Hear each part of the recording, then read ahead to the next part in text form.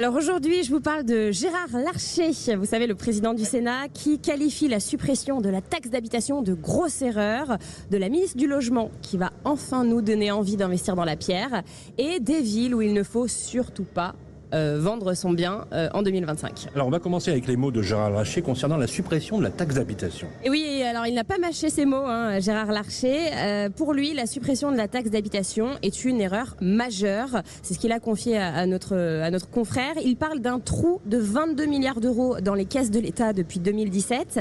Mais alors ce qui l'inquiète surtout, c'est l'injustice. Vous savez, le financement des services publics locaux ne repose désormais que sur les épaules des propriétaires, alors que les locataires ne participent plus au financement des services publics locaux. Vous savez, c'est ce qui était financé avec la fameuse taxe d'habitation. Et puis dans certaines communes, Gérard Larcher nous dit que les locataires représentent jusqu'à 70% des habitants. Alors pourtant, le président du Sénat n'appelle pas à faire marche arrière. Pour lui, c'est pas possible de remettre cette taxe d'habitation.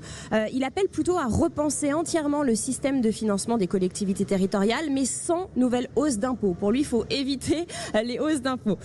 Alors voilà, la question c'est que faut-il faire pour retrouver une équité fiscale ? Alors la bonne nouvelle, c'est que enfin peut-être, on en parlait déjà il y a 25 ans, on va voir naître le statut du bailleur privé, c'est annoncé pour cet été. Oui, c'est ma deuxième news, c'est la promesse forte de Valérie Létard, la ministre du Logement.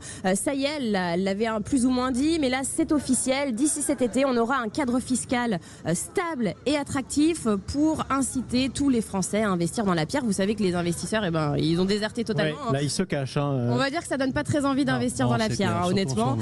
Donc voilà, alors qu'est-ce que ça va donner, ce statut du bailleur privé ? Eh bien, ça va donner envie aux particuliers de remettre des biens en location en leur redonnant confiance, ou dans un contexte où la fiscalité et la réglementation seront plus avantageuses.